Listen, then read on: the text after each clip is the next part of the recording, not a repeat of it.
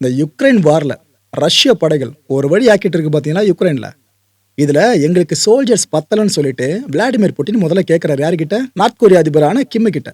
அப்ப முதல்ல ஹெசிடேட்டுங்க. அதான் கிம் எடுத்ததும் ஓகே. புட்டின் கேட்கிற உடனே அமுச்சு விட்டுரும். அப்படிலாம் முடிவு பண்ணல. கொஞ்சம் வெயிட் பண்ணாரு.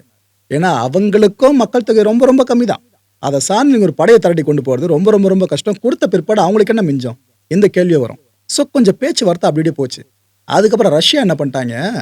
வடகொரியா கனவுலே நினைச்சு பார்க்க முடியாத ஆஃபர்ஸை முன் வச்சு அடுத்தடுத்த எம்ஓயூஸை சைன் பண்ணிட்டாங்க. இந்த புரிந்துணர்வு ஒப்பந்தங்களை. இதுல கிம் ஜாங் உன் செம ஹாப்பி. அதுவும் இல்லாமல் கம்யூனிஸ்ட் சித்தாந்த நாடுகள் வேற ரெண்டுமே. அதுக்கப்புறம் எந்த மறுப்பும் இல்லை. அவரோட படை வீரர்களை அமிச்சிட்டாருங்க.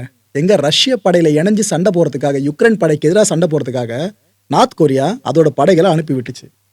அந்த அனுப்பி விட்டாங்க பாத்தீங்களா? அதுல இருந்து இப்ப வரைக்கும் யுக்ரைன் களத்துல இந்த சோல்ஜர்ஸ், நார்த் கொரியன் சோல்ஜர்ஸ்லாம் சண்டை போட்டுட்டு இருக்காங்க. இது ஒரு வருஷம் ஆயிடுச்சு மக்களே. இது இப்பதான் இந்த செய்திலாம் கேள்விப்பட்ட மாதிரி இருக்குல்ல. அதுக்குள்ள ஒரு வருஷம் ஆயிடுச்சு. இந்த ரஷ்ய படையும் வடகொரிய படையும் சேர்ந்து சண்டை போட்டுட்டு இருக்குல்ல. இந்த ஒரு வருஷம் ஆயிருக்கிறத சிறப்பிக்கிற வகையில ஒரு ஈவெண்ட் ஒன்று வடகொரியாவோட கேபிட்டலான பியாங்யாங்ல அரேஞ்ச் பண்ணப்பட்டுச்சு. அங்க இருக்க இந்த கேலா கான்சர்ட் இருக்குல்ல, அங்க நடந்த ஈவெண்ட்டுங்க. இந்த ஈவெண்ட்டுக்கு கிம் ஜாங் உன் வந்தாப்புல. அந்த ஈவெண்ட்ல என்ன ஸ்பெஷாலிட்டினா, இது போல ஒரு பெரிய ஸ்கிரீனு. அதுல இந்த வீரமரணம் அடைஞ்சதை அவங்க சொல்றாங்க. அதை நீங்க எப்படின்னு எடுத்துக்கலாம்.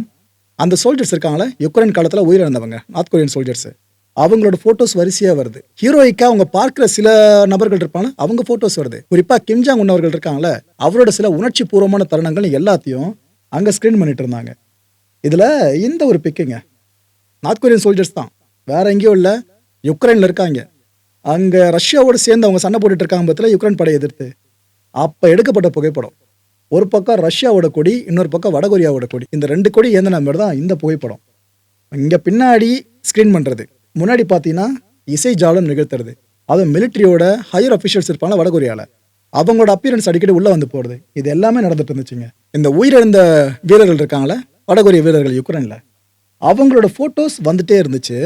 அதுக்கப்புறம் சடனா கிம் ஜாங் உன் அவர்கள் அந்த சவப்பெட்டிகள் மேல வடகொரிய தேசிய கொடியை போத்துறாப்புல. நாட்டுக்காக உயிர் நிறுத்திருக்கீங்கன்னா அவர் கிளைம் பண்றாரு.